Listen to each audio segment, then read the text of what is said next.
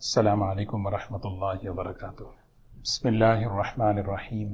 تعلیم اور تعلم اللہ کے رسول صلی اللہ علیہ وسلم کی بعثت کا ایک بہت بڑا مقصد ہے۔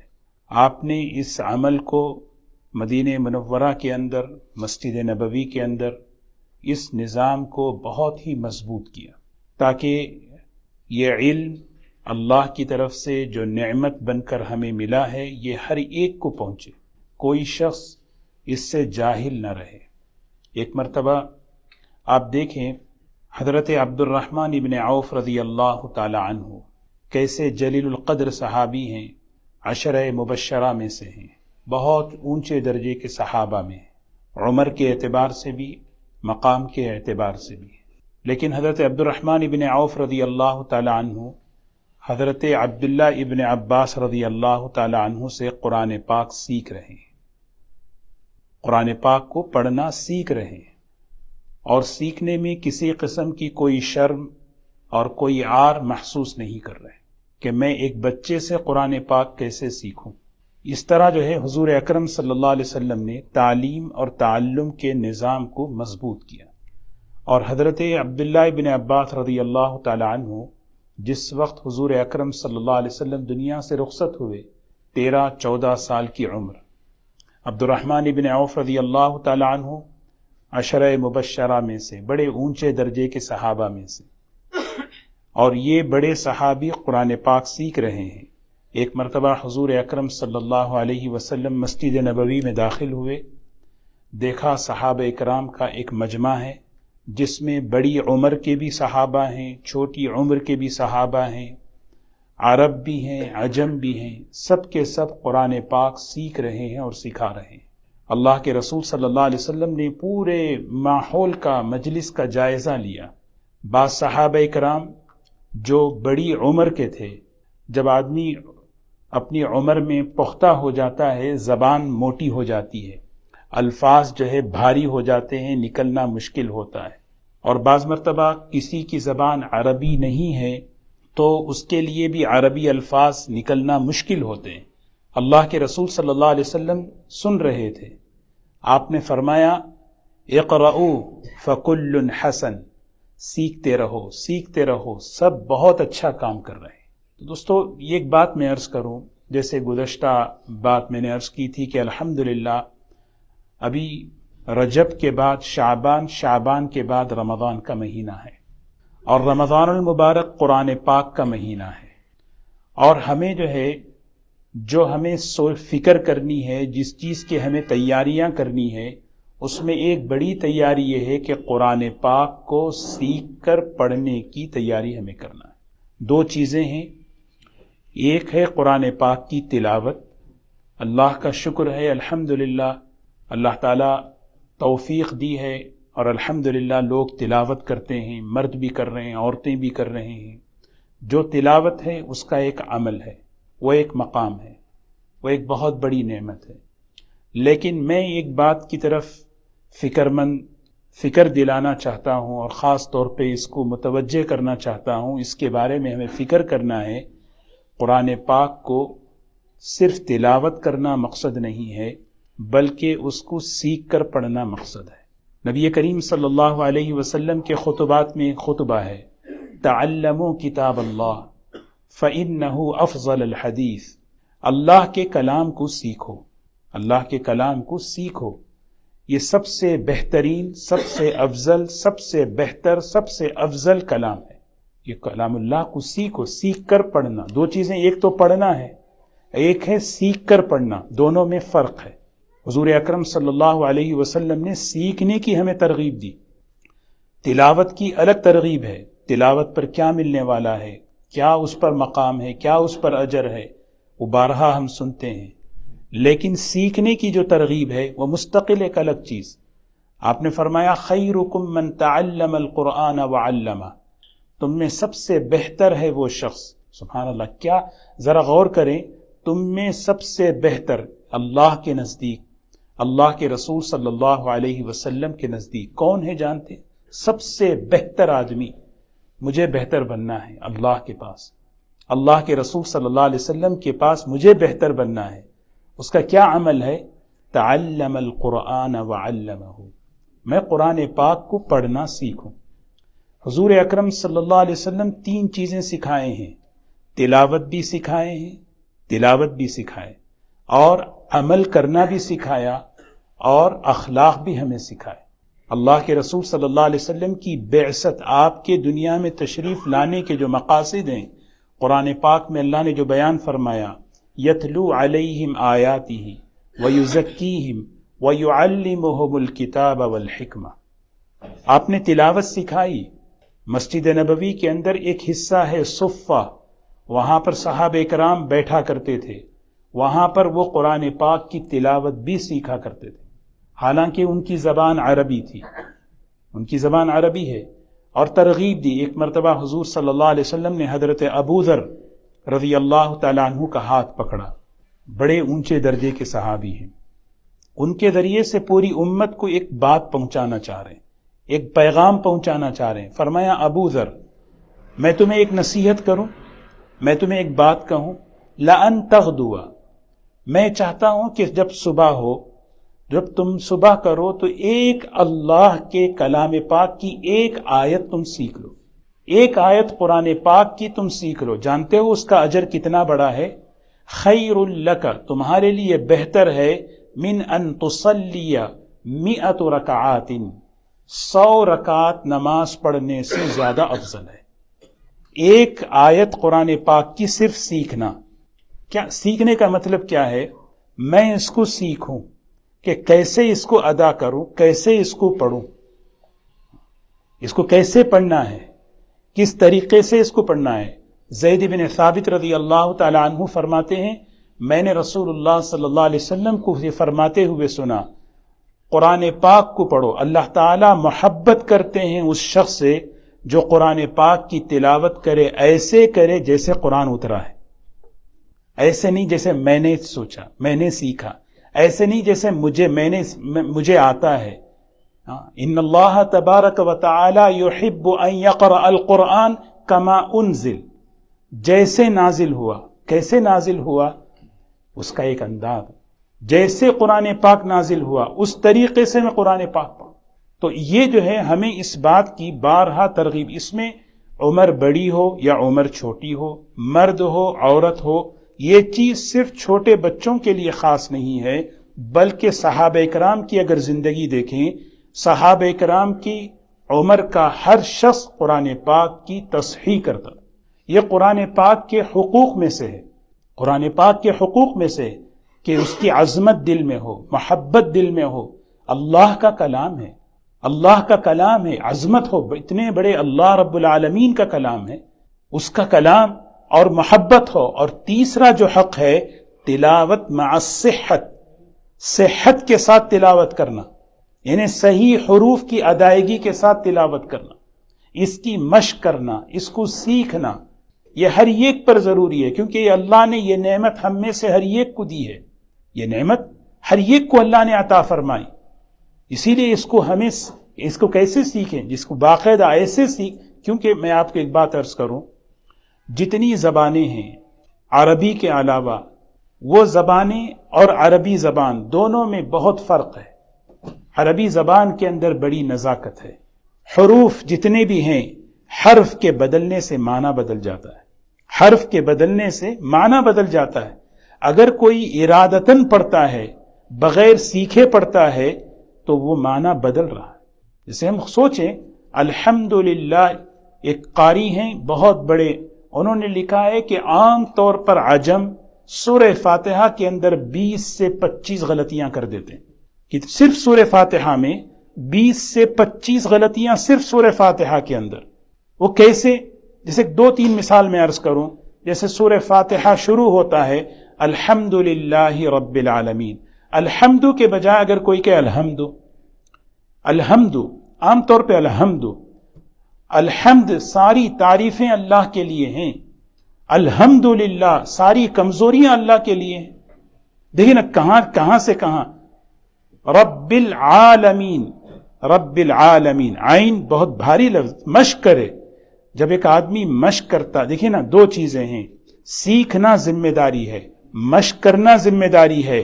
وہ نکلنا وہ اس میں عذر ہے. کسی کا کوئی کسی کی زبان نہیں ہے یا کوئی عمر کی وجہ سے اگر نہیں نکل پا رہا ہے، اللہ کے نزدیک وہ معذور ہے. پھر بھی اس کی زبان سے وہ جملہ وہ حرف دوسرا نکل رہا ہے تو اس کے لیے اس کے پکڑ نہیں ہے. اسی لیے وَرَتِّلِ الْقُرْآنَ تَرْتِيلًا، قرآن پاک کو پڑھو ترتیل کے ساتھ. ترتیل کیا ہے؟ سیدنا علی رضی اللہ تعالی عنہ فرماتے ہیں تجوید الحروف ومعرفت الوقوف، کہ میں کیا حرف نکال رہا ہوں، کیا حرف نکال رہا ہوں. رب العالمین کی جگہ اگر میں رب العالمین، رب العالمین، عالمین، عالم، عالم، علم، علم کہتے ہیں درد، تکلیف، مصیبت. اب سوچیں الرحمن، الرحمن، نعبد، عام طور پہ ذرا دیکھ لیں، نعبد، ایاک نعبد، نستعین. اصل میں ایک بات یہ ہے، جو چیز میں سیکھا ہوں اس کو میں جو ہے نا تھوڑا سا کنفرم کرانا ہے. اپنے علم کو جو ہے نا، اپنے علم کو جو ہے، جو علم میرے پاس ہے، جو معلومات میرے پاس ہیں، اس کو تصحیح کرائیں. اور تصحیح اسی وقت ہو سکتی ہے جب میں کسی کے پاس بیٹھ کر کہوں کہ ذرا سا میری دعائے قنوت سن لیں، سورہ فاتحہ سن لیں، سورۃ الاخلاص سن لیں، التحیات جو نماز میں پڑھی جاتی ہے اس کو ذرا سا سن لیں. کیونکہ ہو سکتا ہے کہ میں جس چیز کو صحیح سمجھ رہا ہوں ہو سکتا ہے وہ غلطیاں ہوں اس میں. جب تک میں اپنی سمجھ کو کسی سے صحیح تصحیح نہ کراؤں، یعنی یہ چیز ہمارے پاس اس کی بڑی کمزوری ہے، اس کی بڑی کمزوری، اس پر توجہ بہت کم ہے. تلاوت الحمدللہ ایک ہے، الحمدللہ قرآن پاک کی تلاوت امت کے اندر ایک معیار ہے. عورتیں بھی مرد بھی ماشاءاللہ پڑھتے ہیں، رمضان میں اس تلاوت کی مقدار کو بڑھا دیتے ہیں، بہت اچھی بات ہے. لیکن ذرا سا یہ سوچنا ہے کہ وہ قرآن پاک کی جو تلاوت ہے، وہ تلاوت قرآن کا حق ہے کہ اس کو صحت کے ساتھ پڑھوں، اس کو صحیح پڑھوں. میں اگر صحیح مشق نہیں کیا میں، اب دیکھیں حضرت شاہ ابرار الحق صاحب رحمۃ اللہ علیہ بڑے علماء میں سے گزرے ہیں. ایک مرتبہ کہیں کسی علاقے میں پہنچے، اوپر جو ہے 7ویں منزل پر 7th فلور پر ان کو جانا تھا. تو انہوں نے جو ہے لوگوں کو ذرا سا ایک بات سمجھانا چاہ رہے تھے. انہوں نے کہا بھئی لفٹ کدھر ہے؟ تو لوگوں نے کہا حضرت معذرت، لفٹ نہیں ہے، لفٹ ہے. لفٹ نہیں ہے، لفٹ ہے. تو حضرت نے فرمایا بس میں تمہیں اس بات کی طرف متوجہ کرنا چاہتا تھا، ذرا سا میرا انگریزی کا لہجہ بدلا تو تم مجھے متوجہ کریں. اللہ کے کلام کو جو ہے نا کس طرح جو ہے پڑھا جا رہا ہے اس کی کوئی فکر نہیں ہے، اس کی کوئی فکر نہیں. بہت نازک زبان. اردو میں ہم بات کرتے ہیں زال، ذال، ضا، ضاد سب ایک ہی اور ہے ہی وہی چیز. اردو میں کوئی مخارج کی رعایت نہیں. لیکن جب یہی حروف جب بدلتے ہیں عربی میں، معنی زمین اور آسمان کے بدل جاتے ہیں، معنی زمین اور آسمان کے بدل جاتے ہیں. اسی لیے یہ حضرات صحابہ کرام یہ تعلمنا الایمان ثم تعلمنا القرآن. ایمان جیسے سیکھنے کی چیز ہے، قرآن پاک بھی سیکھنے کی چیز ہے. میں کسی کے ساتھ بیٹھ کر سیکھوں. لیکن عبد الرحمن ابن عوف رضی اللہ تعالی عنہ عشرہ مبشرہ میں ہیں، مقام اتنا بڑا ہے، لیکن ایک چھوٹے سے 14 سال 13 سال کے نوجوان لڑکے ہیں. حضرت عبداللہ ابن عباس رضی اللہ تعالیٰ عنہ بعد میں آگے چل کر علماء میں شمار ہوئے. ان کے ساتھ کہہ رہے ہیں کہ میرا قرآن پاک صحیح کرو، میں قرآن پاک صحیح کرنا چاہتا ہوں. یہ جو احساس ہے، یہ جو فکر ہے، اس کی یہ چیز، یہ احساس آج کمزور ہوتا چلا جا رہا ہے. آج اس کی طرف احساس، اس طرف توجہ نہیں ہے. تلاوت کی طرف توجہ ہے، الحمدللہ تلاوت کی طرف کوئی کمی نہیں ہے. لیکن ایک بات میں عرض کروں، جب قرآن پاک اس کی یعنی اس کو صحیح صحت کے ساتھ، حروف کی صحیح ادائیگی کے ساتھ جب پڑھتے ہیں نا، اس کی کیفیت ہی کچھ اور ہوتی ہے. میں ایک بات یہاں پہ رک کے ایک بات عرض کروں. تسبیحات ہیں، تسبیحات ہیں، اتنے فضائل ہم تسبیحات کے سنتے ہیں، لیکن ذرا غور کریں کہ یہ فضائل تسبیحات کے ہمیں کیوں نہیں مل رہے. جب تسبیحات ہم پھر نماز کے بعد 3 تسبیح پڑھتے ہیں، اللہ اکبر 33 مرتبہ 34 مرتبہ، اللہ اکبر میں کیسے پڑھتا ہوں؟ میں اپنے آپ سے میں سوال کروں، وہ اللہ اکبر چلتے چلتے لا اکبر ہو جاتا ہے. لا اکبر، لا اکبر، لا اکبر، لا اکبر، لا اکبر ہے. یعنی میں نے اگر کوئی میرا نام بگاڑے مجھے غصہ آ جائے گا، کوئی آپ کو پکارے آپ کا نام بگاڑ کر آپ کو غصہ آئے گا، اللہ کا نام ہے اللہ اکبر. اسی لیے کثرت مطلوب نہیں ہے، صحت مطلوب ہے. کثرت مطلوب نہیں ہے آپ کتنے پارے پڑھ رہے ہیں، کتنی تسبیحات آپ پڑھ رہے ہیں. مطلب یہ ہے کہ آپ مقدار کم کر دیں لیکن صحیح پڑھیں. جب صحیح پڑھیں گے ان اذکار کے جو برکتیں ہیں، اس کے جو انوارات ہیں، اللہ وہ عطا فرمائے. سبحان اللہ سبحان اللہ سبحان اللہ سبحان اللہ سبحان اللہ کوئی ورڈ نہیں ہے. الحمدللہ ہے، الحمدللہ الحمدللہ الحمدللہ الحمدللہ کوئی ہے ہی نہیں ہے. لیکن ہم ذرا سا دیکھیں، کیونکہ ہماری چونکہ یہ زبان نہیں ہے عربی، تو ہم نے جب سیکھا نہیں تو ہم یہ چیزیں ہماری ذات میں، ہمارے پاس ہمارے معمولات میں تسبیحات بھی ہیں، دعائیں بھی ہیں، ہمارے پاس تلاوت بھی ہے، لیکن صحت کے ساتھ نہیں ہونے کی وجہ سے اس کی برکتیں ہمیں نہیں مل رہی. اسی لیے حضور اکرم صلی اللہ علیہ وسلم نے صحابہ کو جو ہے سکھایا، خیرکم من تعلم القرآن. قرآن اصل ہے، قرآن اصل ہے. آپ سنیں قرآن پاک اصل ہے. ایک واقعہ ہے مصر میں شیخ جمال الدین عبد الناصر بادشاہ تھے. وہ زمانہ تھا قاری عبد الباسط رحمت اللہ علیہ اس زمانے میں تھے. اس وقت مصر سے ایک سفر ہوا، وہاں سے ایک قافلہ چلا رشیا روس کی طرف، اور وہ زمانہ تھا کمیونزم کا. جب وہ قافلہ پہنچا بادشاہ کے ساتھ، قاری عبد الباسط صاحب رحمت اللہ علیہ بھی تھے، تو جب بادشاہ کے دربار میں پہنچے پورے کمیونسٹ، لیکن وہاں پر ایک بادشاہ نے کہا کہ میں نے سنا ہے کہ یہ قاری عبد الباسط صاحب یہ بہت بڑے قاری ہیں، ہم ان سے کچھ قرآن سننا چاہتے ہیں.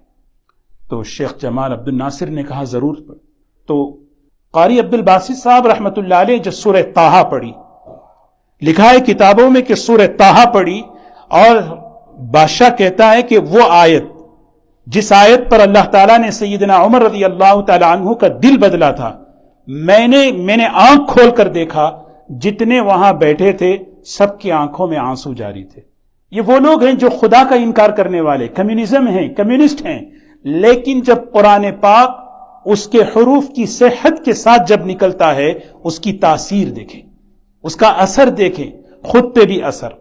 اس لیے دوستو ہمیں اس کی فکر کرنا، ہمیں آج ہمارے پاس دو چیزیں، ایک ہمیں اس کی فکر کریں، اور دوسرا ہمیں اس بات کی طرف توجہ دیں مجھے وقت نکالنا ہے، مجھے اس کے لیے وقت نکالنا ہے. یہ جتنے بھی اب 24 گھنٹے میں اگر میں دیکھوں، جائزہ لوں، کتنی فضولیات میرے ساتھ لگی ہوئی ہیں، کتنی چیزیں ہیں جو ڈسٹریکشن کرنے والی ہیں، جو میرے وقت کو کھا رہی ہیں. اگر میں اگر فکر ہوتی تو میں یہ وقت نکال کر میں قرآن پاک سیکھتا. میں کتنے حروف ہیں آپ بتائیں، کتنے حروف ہیں؟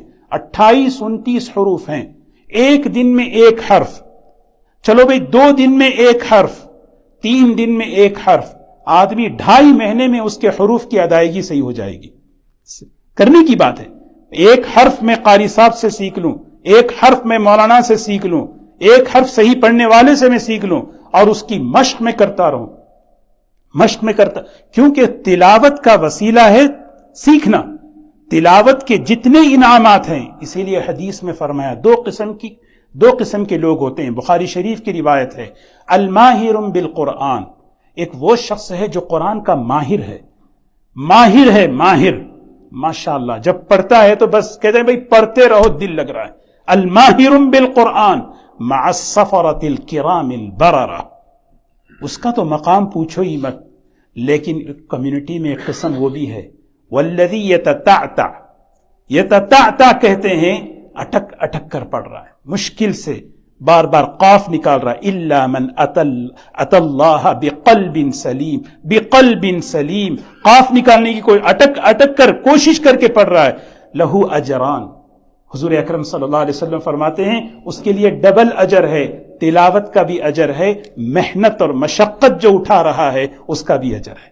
محنت کا بھی اجر ہے، مشقت کا بھی اجر ہے. تھوڑا سا اگر ہم دیکھ لیں، میں آپ کو ایک لطیفہ سناؤں. لطیفہ یہ ہے، عالمگیر بادشاہ گزرے ہیں، انہوں نے دیکھا کہ لوگوں کی توجہ قرآن پاک سے دور ہوتی جا رہی ہے. سیکھ نہیں پا رہے لوگ، بالکل ایزی لیے ہوئے ہیں. قرآن پاک آتا ہے پڑھنا، ٹھیک ہے پڑھ لیں گے، آ رہا ہے، لیکن جیسے تھوڑا سا آدمی تو وقت نکالے بھائی جیسے میں نے عرض کیا کہ اپنی معلومات کی تصحیح تو کرا لوں. ماشاءاللہ بہت سے لوگ ہیں علماء سے رجوع ہوتے ہیں، ذرا میرا دعائے قنوت سن لیں، تھوڑا میرا تحیات سن لیں، تھوڑا میرا درود شریف سن لیں. میں بعض تو عالمگیر نے دیکھا بھائی کہ بہت سے لوگوں کا دل جو ہے نا قرآن پاک سے توجہ ہٹتی جا رہی ہے.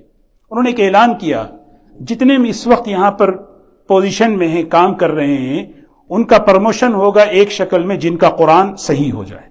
اب دیکھیں اگر جاب میں ایسی ریکوائرمنٹ اگر آ جائے، ہم تو تصحیح قرآن نہیں، تجوید بھی نہیں، بلکہ ماسٹرز ان قرآن کر لیں گے انشاءاللہ. کیونکہ ریکوائرمنٹ آ گئی جاب کے اندر کہ اگر آپ کو پرموشن چاہیے تو آپ کو قرآن میں جو ہے نا ٹاپ ہونا چاہیے. تو وہ عالمگیر اس نے کہا میں تمہیں انعام دوں گا. خالی صرف سوچیں، ایک ہے عالمگیر کا انعام، ایک ہے اللہ کا انعام. کوئی حیثیت ہے، اللہ کیا دینے والے ہیں. میں آخر میں ایک بات عرض کر کے اپنی بات ختم کروں. اس کو ذرا ہم فکر کریں، اس کو کیسے ہوگا، اندر سے موٹیویشن کیسے ہو، اندر سے میرے اندر فکر. ایک بات میں عرض کروں، جب بھی ہم قرآن پاک پڑھیں، جب بھی قرآن پاک ہم سیکھیں، ہماری کس نیت سے، دیکھیں قرآن پاک پڑھتے ہیں قرآن پاک سیکھنے کے لیے، کس نیت سے؟ سب سے پہلی نیت میری یہ ہو، اللہ تعالیٰ نے مجھے حکم دیا ہے، اللہ نے مجھے کہا ہے میرے بندے یہ میرا کلام ہے، تو مجھے پڑھ کر سنا، میں سننا چاہتا ہوں، تو مجھے پڑھ کر سنا، میں سننا چاہتا ہوں. یہ فہم اگر مل جائے نا، پھر آدمی جو ہے آرام سے میں اللہ کو سنا رہا ہوں، مجھے اللہ کو سنانا ہے. ہاں، اسی لیے قرآن پاک پڑھتے ہوئے ابتدا درجے کی یہ نیت کروائی جاتی ہے کہ جب آپ قرآن پاک پڑھیں تو یہ نیت کریں کہ میں اللہ کو سنا رہا ہوں. یہ کلام اللہ ہے، یہ ایک سب سے اعلیٰ درجہ بتائیں، وہ تو ماشاء اللہ سب سے اعلیٰ درجہ جو ہمارے بڑوں کو جو ملا کرتا تھا وہ یہ تھا کہ کلام اللہ کہتے ہیں اللہ تعالیٰ بات کرنے والا، متکلم اللہ ہیں. جب وہ قرآن پڑھتے تھے تو ایسا ہوتا تھا اللہ ان سے بات کر رہا ہے، اللہ ان سے بات کر رہا ہے. اسی لیے لذت کیا وجہ تھی کہ یہ لوگ جو ہے نا راتوں رات قرآن میں لگے ہوئے ہیں. کون ان سے بات کر رہا ہے، کون ان سے بات کر رہا ہے. یہ چیز ہمیں ذہن میں رکھیں کہ میں جس وقت قرآن پاک پڑھوں، واقعی نیت، جب اس نیت کے ساتھ میں قرآن پاک سیکھوں گا، اس نیت کے ساتھ میں قرآن پاک جب پڑھوں گا، انشاءاللہ قرآن پاک کے حروف کے ذریعے سے جو نور اللہ نے اس میں رکھا ہے وہ نور میرے دل میں اللہ اتارتے چلے جائیں گے.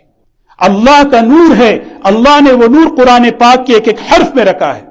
یہ بس نیت یہ ہو میں اللہ کو سنا رہا ہوں، یہ اس نیت سے پڑھیں گے وہ نور میرے دل میں اترے گا، محبت میں اضافہ ہوگا، دلوں کا زنگ دور ہوگا، ساری جتنے فضائل ہیں وہ فضائل اللہ عطا فرمائیں گے.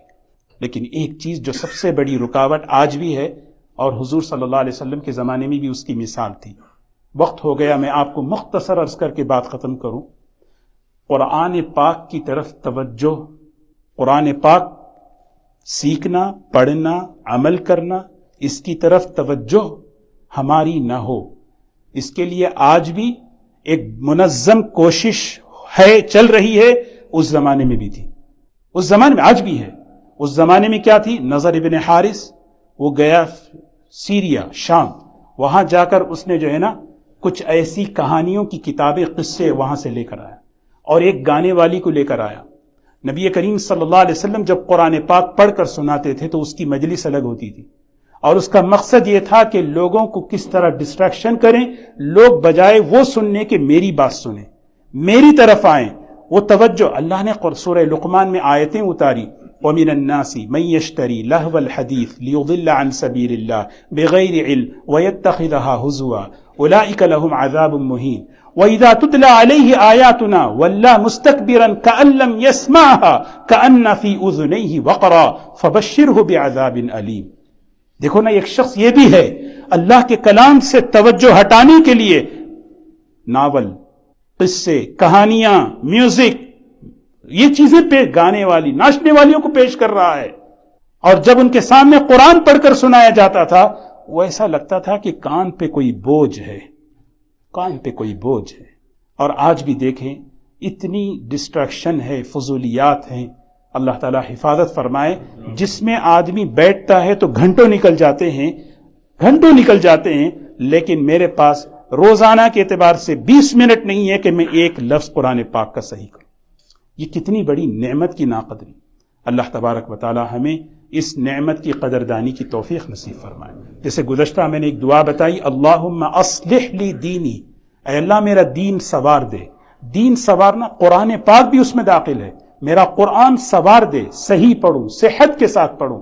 اس کے لیے میں ایک آپ سے گزارش کرتا ہوں کہ آپ حضرات دیکھیں، ماشاءاللہ جو خود محسوس کرتے ہیں سیکھنا ہے وہ سیکھنے میں شرمائے نہیں، اور جو الحمدللہ سیکھ چکے ہیں ایک مرتبہ کسی کے پاس تصحیح کرا لیں کہ میں مجھے معلوم ہے، جو سمجھ رہا ہوں کیا یہ صحیح ہے، اس میں کوئی اللہ تبارک و تعالی عمل کی توفیق نصیب فرمائے. وآخر دعوانا